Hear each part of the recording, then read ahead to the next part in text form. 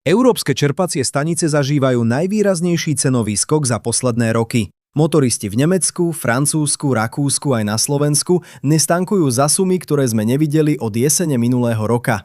Čo stojí za týmto náhlym zdražením? A aké ďalšie dôsledky môže mať situácia na Blízkom východe? Najväčší nemecký motoristický klub ADAC informuje, že ceny pohonných hmôt dosiahli najvyššie úrovne za posledné roky. Priemerné ceny benzínu v Nemecku sa vyšplhali na takmer 2 € za liter a nafta sa predáva za viac ako 2 €. Nafta od konca februára zdražela o 26 centov za liter a benzín o vyše 15 centov.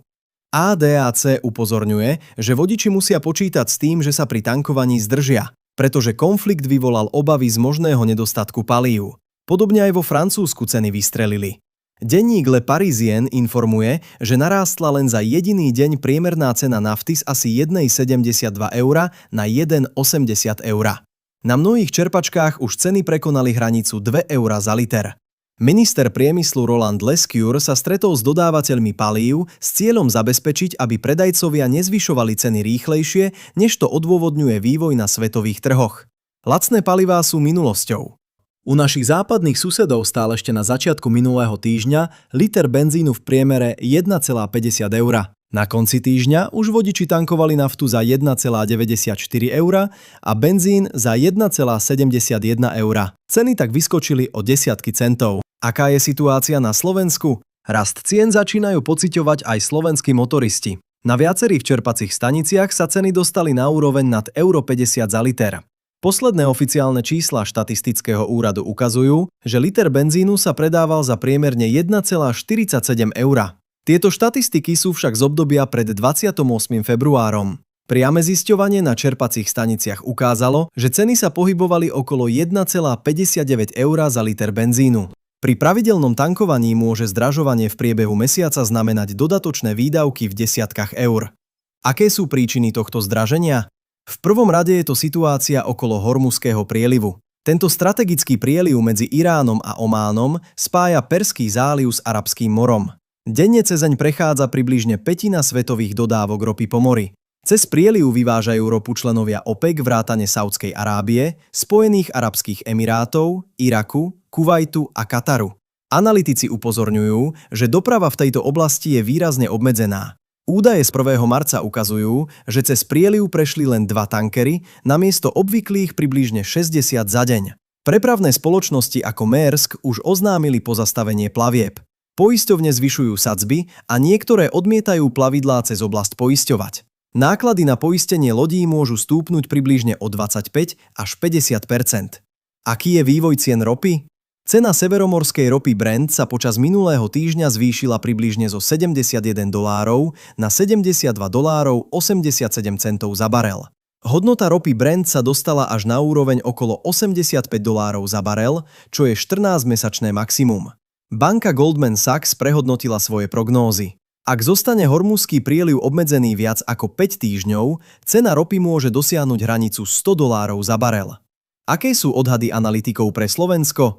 Analytik slovenskej sporiteľne Matej Horňák upozorňuje, že zdražovanie na burzách sa do slovenských ceníkov premieta s oneskorením približne 2 týždňov. Ak cena ropy prekročí $100, cena benzínu a nafty bude atakovať hranicu 1,70 až 1,80 €. V prípade, že sa naplnia scenáre o cene $130 za barel, musíme sa pripraviť na hranicu 2 € za liter. Analytik XTB Matej Bajzík zároveň upozornil, že najcitlivejšie bude reagovať nafta. Jej cena už vzrástla približne o 17 %. Aké sú širšie ekonomické dopady? Odborníci upozorňujú, že napätie v regióne môže postupne zdražiť aj elektrinu, potraviny či spotrebné tovary. Hlavný ekonóm Trinity Bank Lukáš Kovanda upozorňuje, že zdraženie plynu v Európe môže zvýšiť ceny elektriny. Európske ceny plynu vyskočili o 24 až 75 %. Blokáda prielivu odstavila dodávky LNG z Kataru, ktorý je pre Európu kľúčovým partnerom. Analytici ICIS varujú, že európsky plyn môže zdražieť až trojnásobne. Goldman Sachs varuje, že ceny zemného plynu by sa mohli viac než zdvojnásobiť, ak by bola na mesiac zablokovaná preprava cez Hormuzský prieliv. Rast cien energií by sa mohol premietnúť aj do cien potravín či služieb. Potravinársky priemysel patrí medzi odvetvia citlivé na ceny energií. Mnohé výrobné procesy spotrebúvajú veľké množstvo plynu a elektriny. Vyššie náklady by sa mohli objaviť na cenovkách v supermarketoch. Najviac by mohli zdražieť výrobky každodennej spotreby, ako chlieb, pečivo, nápoje či cukrovinky. Analytici odhadujú, že ich ceny by mohli stúpnuť približne o 10%. O 5 až 10% by sa mohli zvýšiť aj ceny jedál v reštauráciách. Problémy by sa mohli dotknúť aj technologického sektora.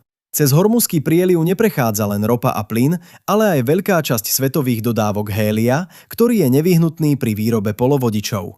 Ekonóm Lukáš Kovanda upozorňuje, že bez katarského hélia nebudú ani kórejské čipy. Ak by výrobcovia čipov museli obmedziť produkciu, mohlo by to viesť k ďalšiemu zdražovaniu elektroniky či automobilov. Aká je situácia Slovenska? Pre Slovensko je aktuálna situácia citlivá najmä z pohľadu energetickej bezpečnosti. Ministerka hospodárstva Denisa Saková z Hlasu uviedla, že ropa v reakcii na napätie minulý týždeň zdražela približne o 10% a ceny plynu dokonca o 60 až 70%.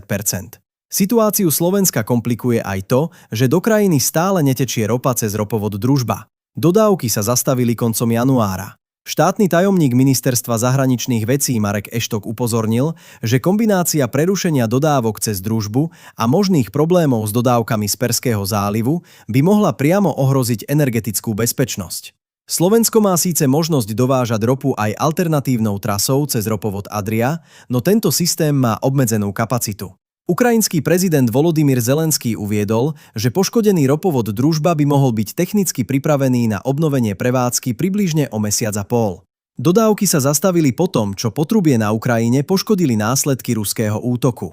Obe krajiny však Kyjev obviňujú, že obnovenie prevádzky odkladá aj z politických dôvodov.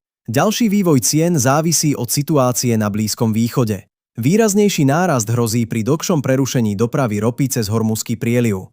Analytik JNT banky Stanislav Panis uviedol, že ak by sa súčasné ceny ropy udržali dlhší čas, znamenalo by to podstatné zdraženie. Energetický analytik Radovan Potočár upokojuje, že nedostatok palív nehrozí. Ak vznikne krátky nedostatok na konkrétnej čerpacej stanici, je to spôsobené panikou. V súčasnej situácii nehrozí, že by chýbal benzín alebo nafta. Informácie v tomto videu vychádzajú z údajov nemeckého motoristického klubu ADAC, denníka Le Parisien, Českej asociácie petrolejárskeho priemyslu a obchodu, Štatistického úradu Slovenskej republiky, vyjadrení ministerky hospodárstva Denisy Sakovej a analytických odhadov ekonomických expertov. Ak sa vám video páčilo, dajte like a prihláste sa na odber, aby vám neunikli ďalšie ekonomické analýzy. Napíšte do komentárov, ako vás ovplyvnilo zdraženie palív. Ďakujeme za pozornosť.